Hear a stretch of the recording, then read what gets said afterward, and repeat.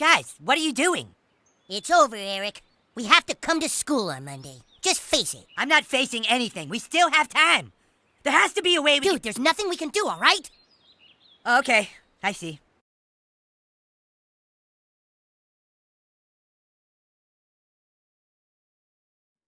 All right, so today we're going to spend this class time just kind of reviewing, getting ourselves ready for the midterm.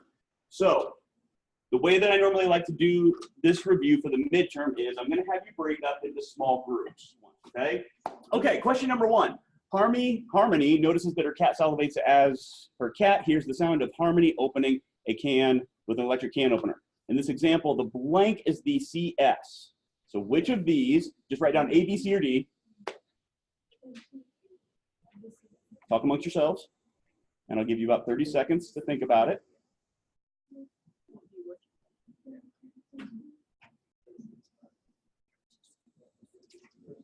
Do you want us to write like A, B, C, or D? Just one, and then A, B, C, or D. Yeah.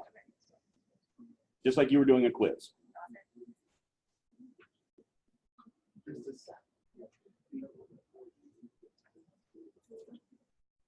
All right. If you don't know, put down a 25% guess. Moving on to number 2. Suppose Maria is painting while the sun is setting. Once she notices that the room is getting darker, she decides to call it quits. This example illustrates the role of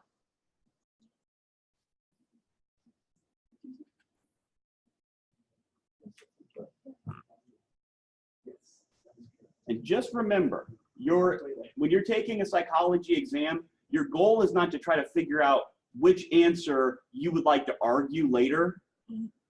You're trying to find the best answer. So let me give you an example here. Could bias be a correct answer to this? Yeah, she's biased towards dark, right? Or light. Sure, why not? Is it a threshold? This is the threshold of the point at which she decides to stop working. Could be that. Is it an absolute threshold? No, absolutely not. The best answer here is C, just noticeable difference. Okay? So everybody should get that one right off the bat. Okay? So you're not looking for the potentially right answer, you're looking for the best answer. Talia is looking for her cat by methodically searching each room, and we have not gone over this, so I need to remove number 3. This is chapter 7. Okay. That one, just put 3 and put B. Okay. Consciousness is so what is the best definition of consciousness? Awareness of ourselves, state of arousal, memory of personally experienced events, intentional recollection of an item. Which of these is the best answer?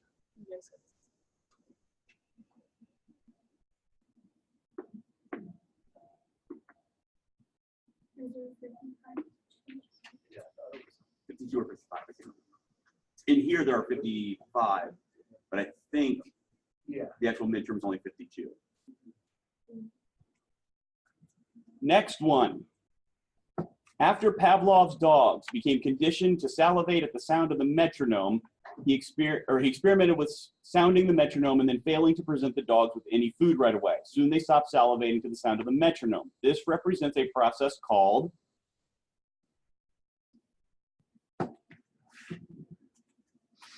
So this is an applied piece when it comes to classical conditioning. Think about it. What happened to the behavior?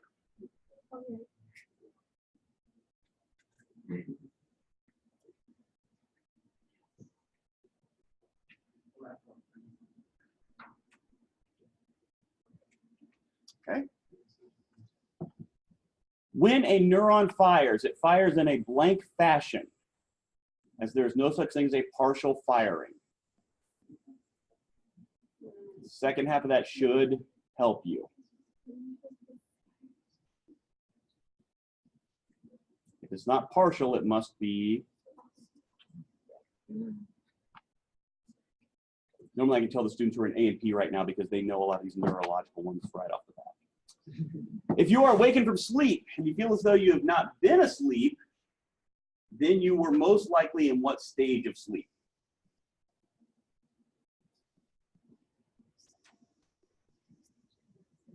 Here's another good example. This is a test-taking tip for most behavioral science type courses, and for nothing else, the courses that I offer. One of the first things you should do is identify, is there anything up there that we never talked about? Which one? Slow wave sleep. Don't overthink it. A lot of times students will say, I don't know the answer to this. It's probably the one that I don't remember, which is slow wave sleep. No. Sometimes I'll put phrases in there that literally I make up because I'm bored. Slow wave sleep is made up, okay? So it's got to be, you can eliminate that, which takes you to 33% right off the bat. And then think it through. I'm not going to go any further with that, but just think it through. Next one. Miranda notices that her cat salivates as soon as she hears the sound of the electric can opener. In this example, the sound of the can opener is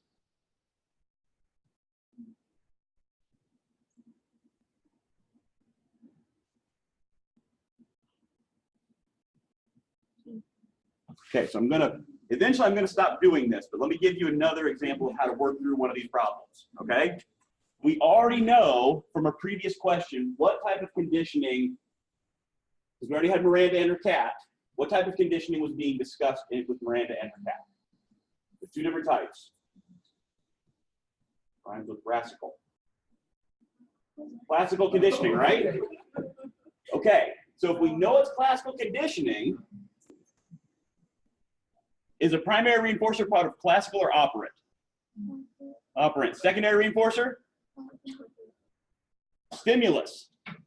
But did we ever talk about a primary stimulus? No. Now go backwards. Does that make sense? She hears the sound of the can opener. The can opener, if I were to take a can opener into the jungle and hold it in front of a tiger and turn it on, would the tiger say, oh, wow, good, Alpo? Not for cats. Anyway, cat food. Or fancy feast. Or would the tiger say, human?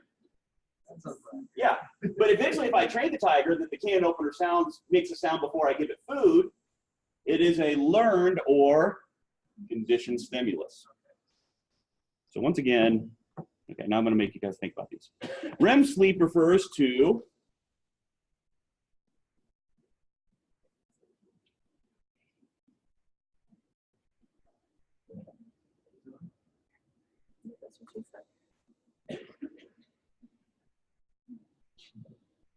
I don't think you meant to say that the way you said it. Oh my gosh. I didn't know what she said. I thought that would have been a great joke, but I literally just think that you just said that's what she said. So.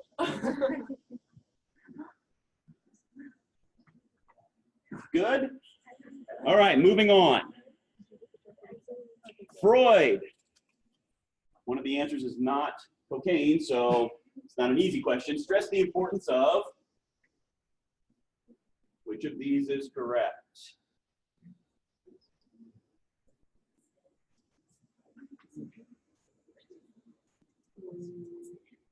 If you don't know the exact answer, think about what you do know about Freud other than cocaine. Question. Yes. Is there early childhood experiences with adolescence? No. Adolescence is right around puberty and beyond. Early childhood experience is considered anything, usually, childhood experiences is pre-puberty, early childhood is normally considered between 1 and 4. So you know about Freud, that if somebody has a problem, who do they blame it on? Who do we blame it on? Parents, specifically mom. So that might help you figure out which one of these things might be it.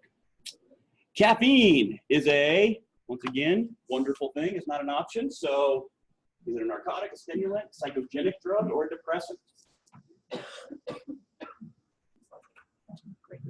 Sometimes I want you to think really hard about these questions. Sometimes I really don't want you to think at all.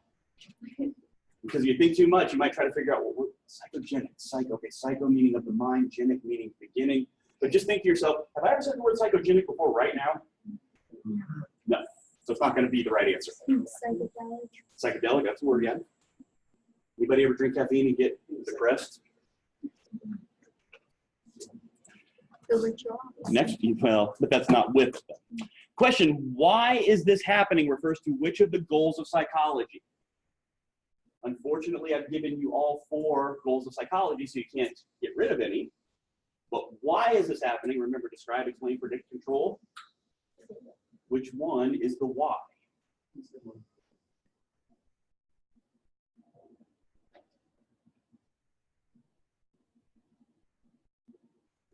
So if I ask this during the midterm review, what are some other questions that you might expect that would be similar to this? Like the what is happening? When will it happen again? How can we change it? And why is it happening? Those are the 4 things. Like the next question here. The what is happening?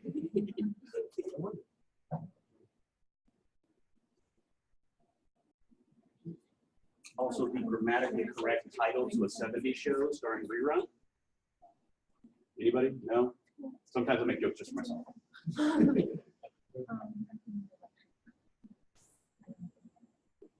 Describe, explain, predict, control. What is happening?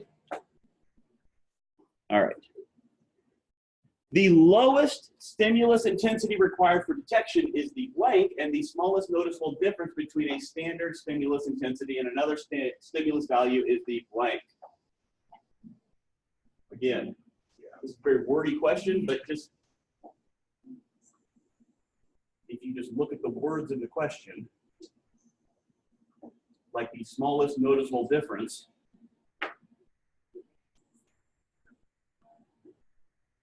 might help you.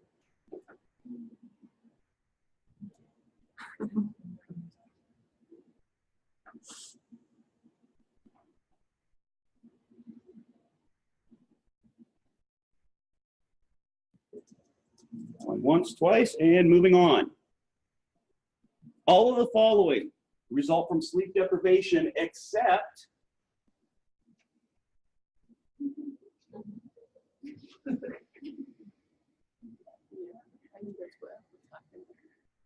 remember, this is an except question. So there's going to be 3 that happen and 1 that doesn't. So when you are sleep deprived, you have cognitive impairment, you have hyper alertness, you have irritability, you have droopy eyelids. It's not a clinical term, but let's be honest. I can tell when you're sleep deprived from up here. It's pretty easy. Droopy eyelids.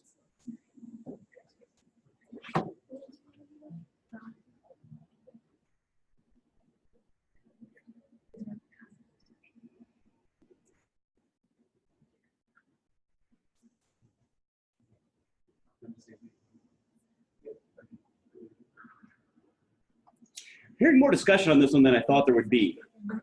Let me walk through this one. If you only had 2 hours of sleep last night, would I expect that your thinking ability would be slightly impaired? Like, would you be not as quick on the uptake? Yeah. Okay.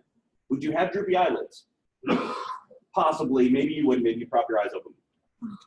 Are you kind of pissy and irritable? What does hyper alertness mean? If I'm hyperactive, think about a kid who's hyperactive. Yeah, they don't sit still, can't get shut up. So if I'm over alert, if you didn't get enough sleep last night, would you be like, whoa, all things being equal? So which of these is the except? B. Very good. The function of the blank is to carry information to and from parts of the body. Again, this is the type of question where there's more than one technically correct answer, but this is multiple choice, so I'm looking for the best answer. To give you a hint, any of these would be a technically correct answer if it was a fill in the blank.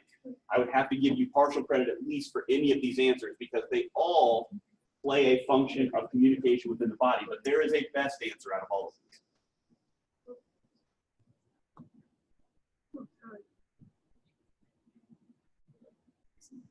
Function of the blank is to carry information to and from all parts of the bodies. Okay?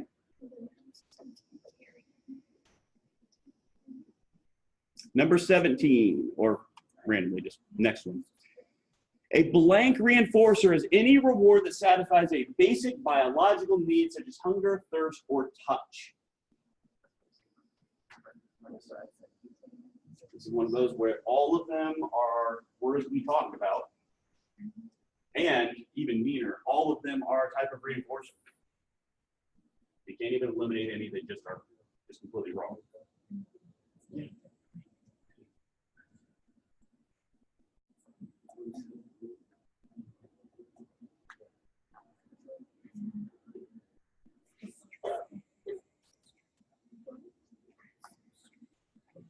Next one. Zoology researcher responsible for formally discovering classical conditioning was blank, even though James had used it in a technique similar to classical conditioning with little Albert. So who's the person we associate with classical conditioning?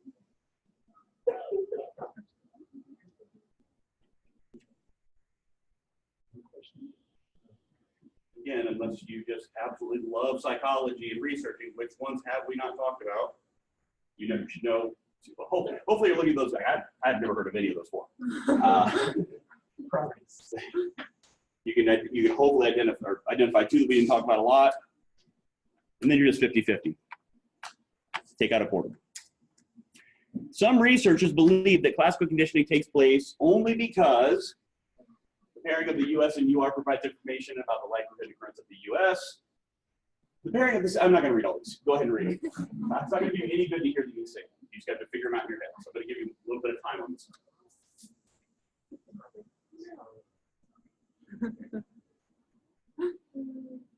Could I put this up there in French, and you probably know get about the same amount of information out of this question? I don't know. You want to give us this one? Hmm? You want to give us this one? I want to give you this one. Yeah, because it looks just like a bunch of. One of the answers up there is correct. Thank you. You're welcome. I'd say that. So, nobody here looks really super smug. So my guess is that a review process over classical conditioning might be a beneficial thing for everybody. So let me help you out a little bit here. Remember, U is unconditioned, S is stimulus, R is response, C is conditioned. So do we pair an unconditioned stimulus and an unconditioned response? Does that make any sense? Can't really pair those two things together. So all you can do is look at how these things go. The pairing of a conditioned stimulus and unconditioned stimulus provides useful information about the likelihood of the occurrence of the unconditioned stimulus. We're close there, but not quite. The pairing of the conditioned stimulus and unconditioned stimulus doesn't provide useful information about the likelihood of the unconditioned stimulus. Gibberish, but we take the the learned stimulus and the reflexive stimulus. Is that going to tell us anything about the unconditioned stimulus? Not really. The pairing of the conditioned stimulus and the unconditioned response provides useful information about the conditioned stimulus. More gibberish, doesn't make a lot of sense. Correct answer here is C. More so, it's really just to see if you know the terminology here. So make sure that you understand what those 5 things are: neutral stimulus, conditioned stimulus, unconditioned stimulus, conditioned response, unconditioned response. Yeah? Why is it C? Why doesn't it provide that? Basically, quick answer. Why doesn't it prove? Because let's take Pavlov's dogs, okay? The conditioned stimulus is the bell. Remember the bell? The unconditioned stimulus is the meat, okay? So we introduce the neutral stimulus of the bell. Is that going to tell us the likelihood of the unconditioned stimulus? Okay. No, the meat's always going to do it. Yeah. Putting in a conditioned stimulus is not going to tell us when meat is going to make a dog drool. So it is a really tricky worded question that probably shouldn't be in a 101, but it's a really good review question. My mind just put conditions are conditions. Okay, yeah. Yep, learned and unlearned. Little Albert was conditioned to fear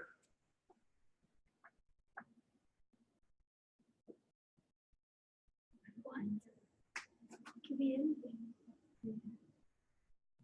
You're right. Technically could be anything. So what's the right answer? What's the best answer? What was in the little Albert experiment? What was the initial thing that they used? Because you're right. If option E was a white cotton ball, that would actually be a correct answer because of generalization. But what did Watson and Rayner start with? I don't know if I really went heavily over this experiment, but it is in the textbook. Did I go over Watson and Rayner really heavy? No, we were- Watson and Rayner was when they took the little child out of daycare and they put him down on the floor and showed him a rat. Yeah, spoiler alert. Okay, this is a 100-year-old study, but spoiler. Put little Albert on the ground, showed him a rat. What does a 4-month-old do if they see a rat? I don't know if they run or want to squeeze it. No, the 4-month-old, they pick it up, they play with it, they lick it, they put it in their kids are gross. But they don't respond in any particular way, right? So a white rat is neutral. So they do this for 2 or 3 days, then on the 4th day they come in and they show little Albert the rat. As soon as Albert sees the rat, I'm gonna make a loud noise. Loud noise. What does the baby do if they hear a loud noise? Scared. They freak out, they cry. Okay? So little Albert sees the rat, hears a loud noise, starts crying. Next day, same thing. See the rat, boom, loud noise. Next day, see the rat, loud noise, boom. Day 8, little Albert sees the white rat, and what does little Albert start doing immediately? Screaming and crying, because the neutral stimulus of rat has been combined with loud noise. Now rat is a conditioned stimulus. Conditioned stimulus brings conditioned response, starts to cry.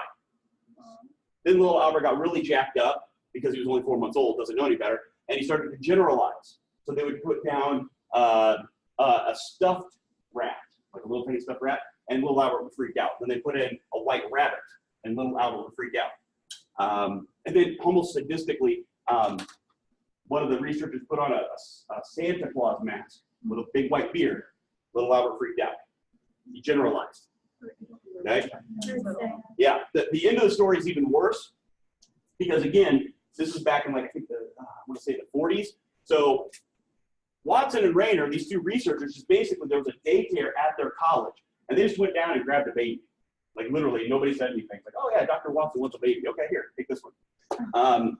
And after, like, 3 or 4 weeks, little Albert's mom went into the daycare. Was like, what the hell's going on with Albert? Like, I showed him a Kleenex the other day, and he freaked out. Are you noticing anything weird? And the daycare said, oh, we haven't seen anything weird, but he's been going with Dr. Watson for the last couple of weeks, so we don't even know what's going on. That was the last day that mom ever took little Albert to that daycare. And the end of little Albert is not any better. We're not exactly sure what happened to him. There's 2 different stories. One is that he died at an early age of polio. The other is that he grew up and was completely psychotic because of this early childhood stuff that happened to him. Either way, little Albert's story did not end well. Okay, so getting back to the question here, it's conditioned to fear a white rat. But then you can see where white puppy, white mouse are correct answers, but they're not the best because he was initially conditioned to fear a white rat. Okay, belief that the unconscious mind has an influence on your behavior. If you don't remember these terms, at least try to remember the person that we associate with the unconscious mind. What person do we associate with the unconscious mind? Freud. And Freud, anything that starts with blank is Freudian. Struct, Bahav, Funk, or Psycho? Psycho.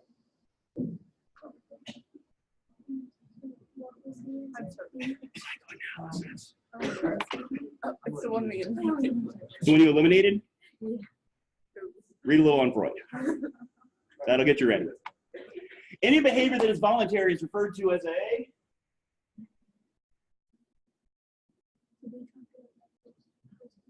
antecedent? Yeah. Not explicitly. It's in your textbook, but we did not talk about it. Didn't help you, sorry. It is in psychology.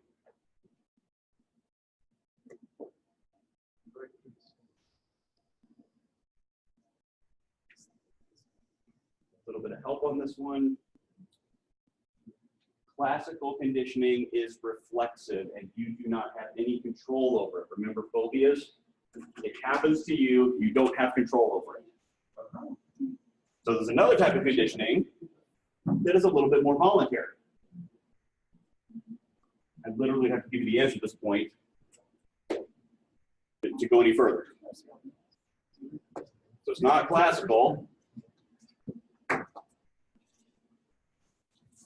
All right. John Watson Offered a, okay, so great, I just told you about this. Watson offered a live white rat to little Albert, then made a loud noise behind him. The white rat served as the blank. There's actually 2 correct answers, but one of them is not one of the options. That should help. If this were fill in the blank, I would allow 2 would be perfectly good answers. And there's really only 5 options. Conditioned stimulus, unconditioned stimulus, conditioned response, unconditioned response, neutral stimulus. We didn't get into discriminative stimulus, and counter conditioning is one thing, something that doesn't fit here. So it's either A or C. Hopefully you got that. Question or stretch? Gotcha. Which of the following is not an altered state of consciousness?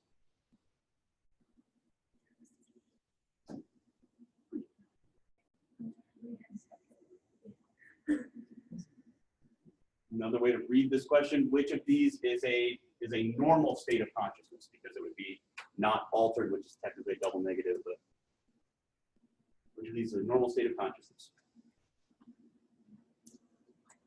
Which is a normal state. Which one is not altered, which would also be synonymous with what is a normal state of consciousness?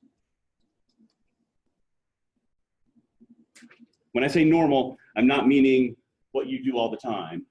I'm saying your brain waves are where they're supposed to be for you to be what we call awake. Probably just complicated the question by changing it up like that. So just stick with it. Not an altered state of consciousness. Yeah. Okay. Next, getting paid for each basket of apples you gather represents what type or what schedule of reinforcement? So every time you bring me a basket of apples, I give you $20.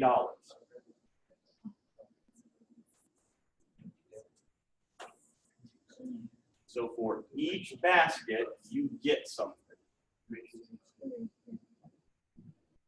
And I don't care how long it takes you. I just want the basket of apples.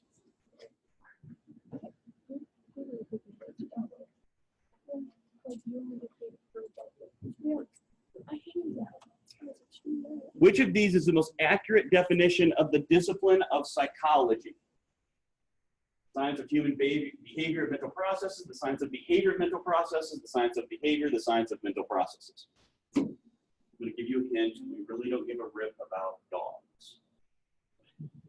We experiment on them, we like them, but we're not studying them. A researcher stops people at the mall and asks them questions about their attitudes towards gun control. Which research technique is being used? Case study, a naturalistic observation, a survey, or an experiment?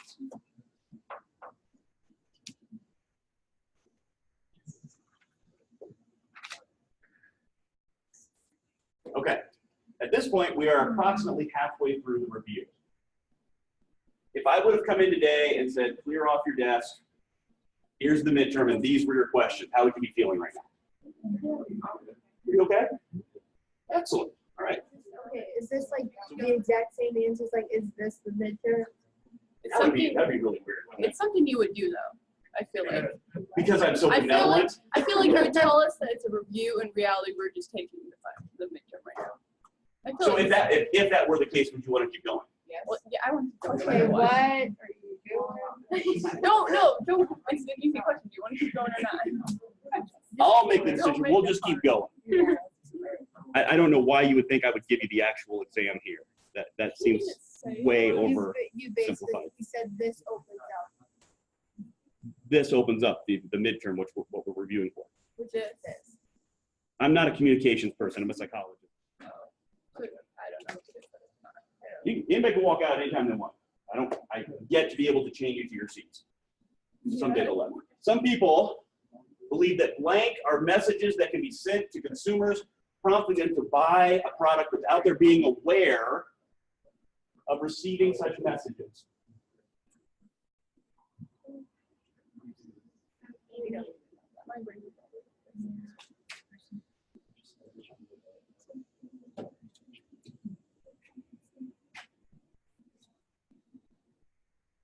literally there's only one option up there that we talked about. Just a hint. Activation of the receptors by a stimuli is called, don't look any further than what it says, activation of receptors by a stimuli. Light waves hitting your eye. Activation of receptors by a stimuli, okay? The CNS consists of, remember the nervous system was broken into the central and peripheral nervous system. Hopefully CNS, PNS, you should be able to remember those. What term is used to describe a specialized cell that makes up the nervous system and receives and sends messages within that system? We'll get rid of one. We never talked about. Two of them are technically the same answer. Kind of. And one is correct.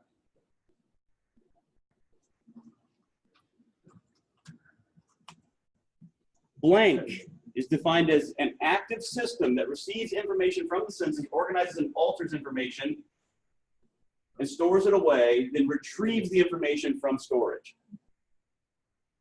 This is a much longer definition than the one that I gave you, which is the persistence of learning over time.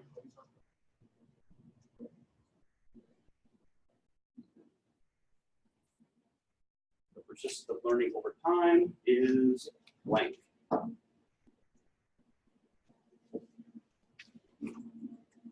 Daydreaming, meditation, intoxication, sleep, and hypnosis are all types of, you can hedge your bets when you have the same question over and over, or you can just accept the fact that you know the right answer because we already talked about this in a previous question. So sometimes there are going to be questions that are relatively similar.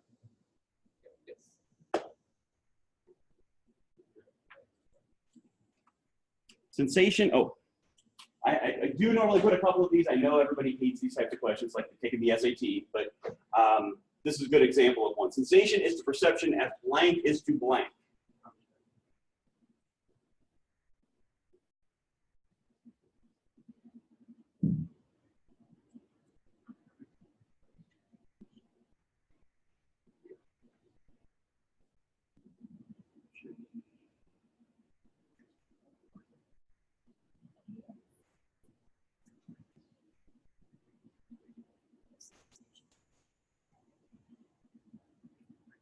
Good. Next one. Blank are the raw data of experience based on activation of certain receptors located in various sense organs.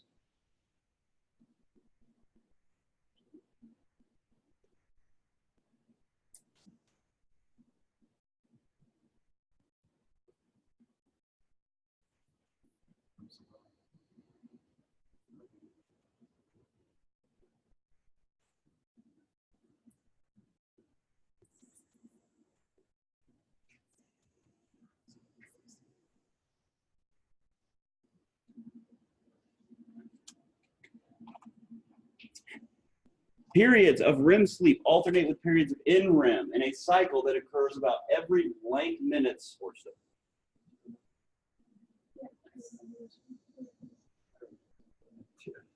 So 1, 2, 3, 4, 3, 2, 1 REM, 1, 2, 3, 4, 3, 2, 1 REM. What is that? How long is that cycle?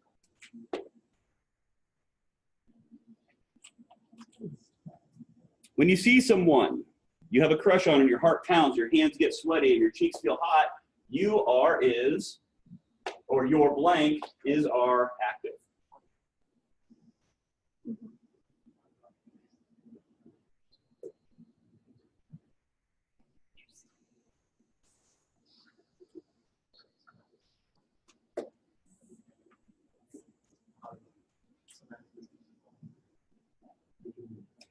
Which part of the neuron is responsible for maintaining the life of the cell?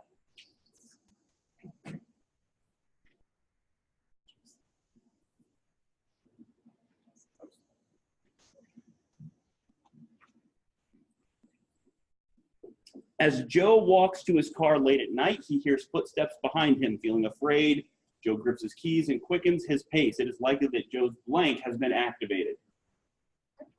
Yes? Can you go back This one? All right. That's all the time. Wow, that was quick. Okay. So what part of the brain was activated in Joe?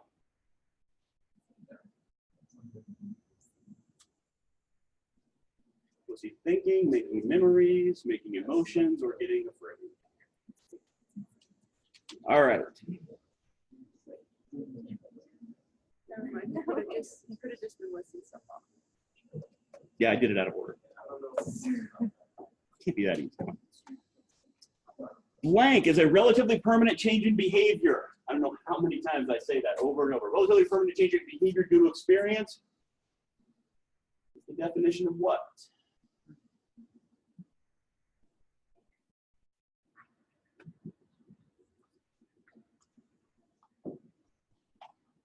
Hey. Whoa, wait a minute. Oh, that's trippy. That's trippy. There we go. Relatively permanent change in behavior due to experience.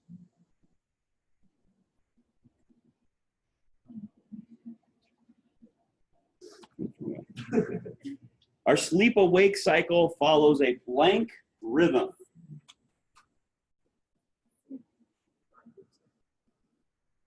Talked about 3 of these. 1 is made up.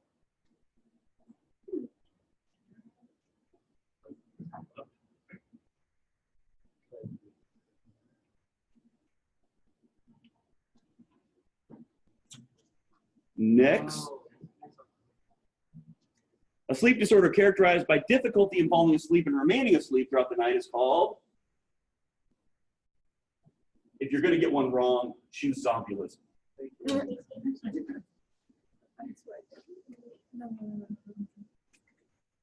Because that should be what it's called. That's what that's. Can't fall asleep, can't stay asleep.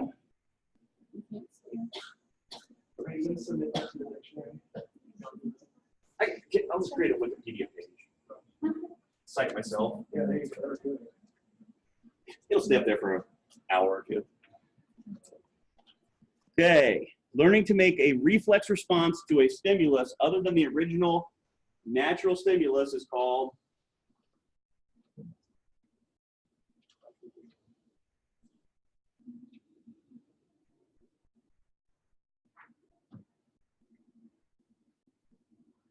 don't overthink it. If I say stimulus or response, you should have an answer.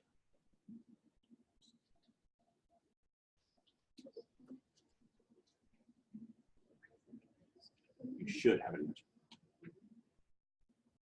Going once, twice. The term just noticeable difference is synonymous with, synonymous means same.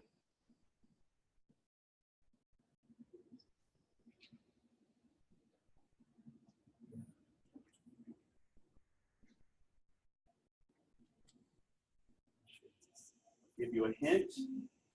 Sometimes it has the same word. Don't know how much better of a guess or hint I could give you on that one. Okay? What term do psychologists use to designate our personal awareness of feeling, sensation, and thoughts? You are personally aware of how you feel.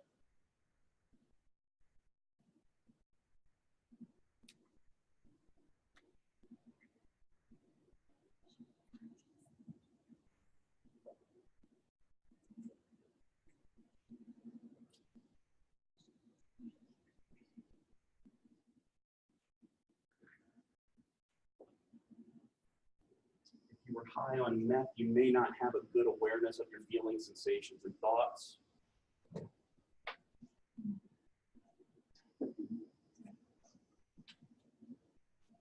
And intoxication is an altered state of something. Which neurotransmitter is associated with sleep, mood, and appetite?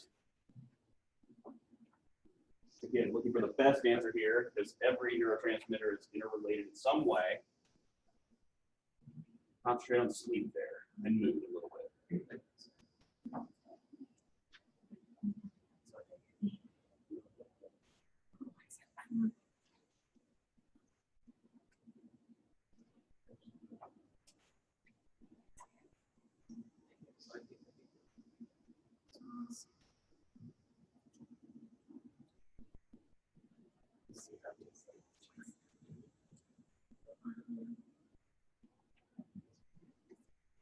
Struggling with this one? Kinda? Think of this. People who have anxiety and depression are often given a drug called an SSRI, which is a selective something reuptake inhibitor. SSRI,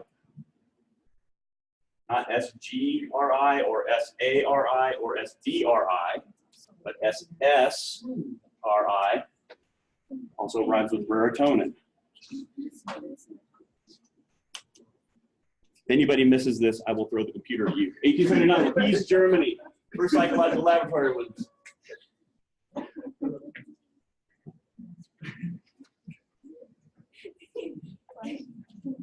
I know that sounded like a threat, and it was.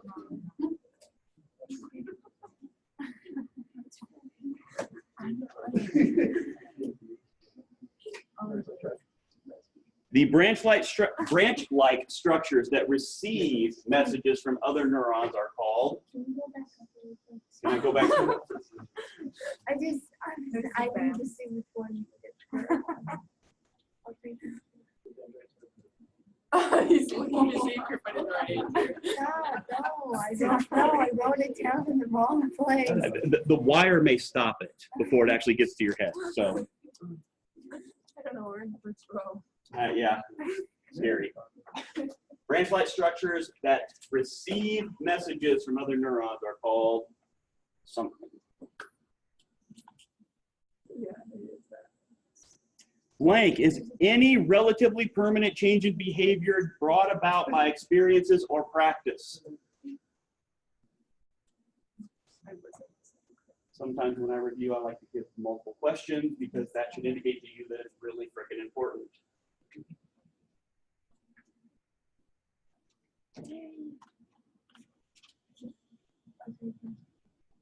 A blank reinforcer, such as money or praise, gets its value through an association with a blank reinforcer.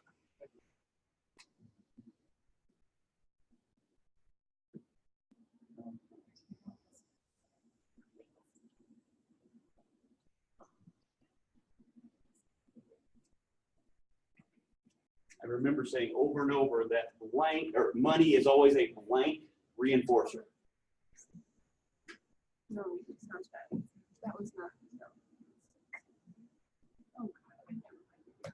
Oh, So immediately you can get rid of natural because is money natural? Money does not grow on trees, right? So it's not natural.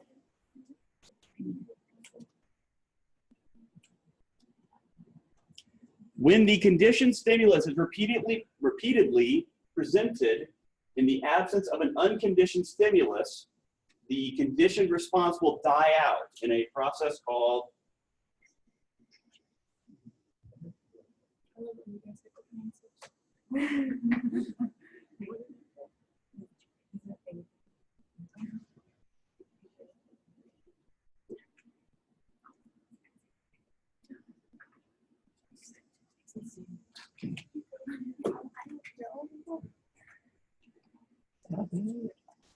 Oh, you just chose the wrong answer for the time.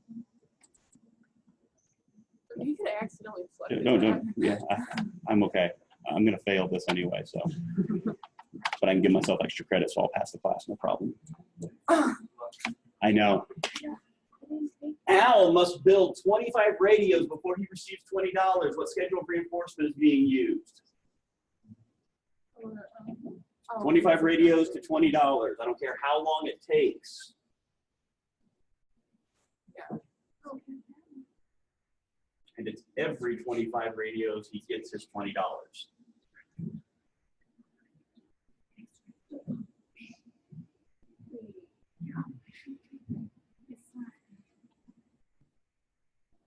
Oh, yeah, I see that. In the 1950s, George Miller estimated that the number of items that could be stored in your short-term memory is the magic number.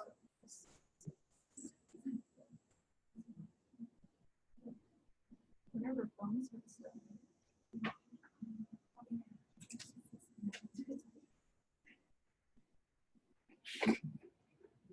Yeah, that's not good.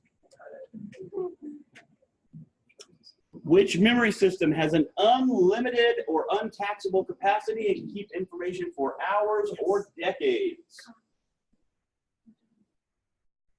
Okay, good.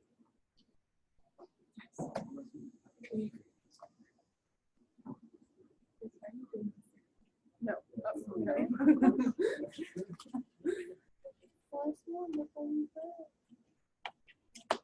It is thought that long-term memory never can get filled up. The term used to describe the capacity is never filled up. Never. Infinite. Last one's always the easiest. All right, so the second half of the review sometimes is a little bit more complicated. So if I would have given you the second half, how would you have felt? No. Still pretty good? No. No? A little bit more painful in the second half? Okay. So make sure you have your names on these and drop them off up here on your way out. The midterm exam is going to open in about 3 minutes. You will recognize about 55 of the questions that you just saw up on the screen. Give or take, none. Because they're going to look incredibly like this. Now, I know what you're thinking. Quick, write down all the answers we just put down, but the answers may change in order. There's a good chance.